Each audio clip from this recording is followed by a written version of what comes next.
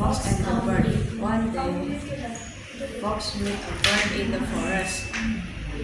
The bird had food in its mouth.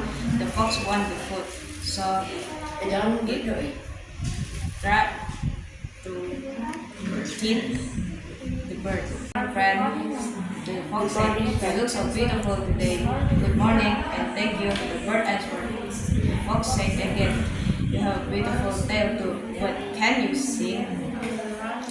"Of course I can," the bird answered. The bird opened its mouth and began to sing, "Twinkle, twinkle, little star." The bird forgot the food in its mouth, so it dropped the food and the fox caught it. "Yes, you can sing," the fox said, "and you're beautiful, but not clever." The fox ran away with the bird food. Thank you.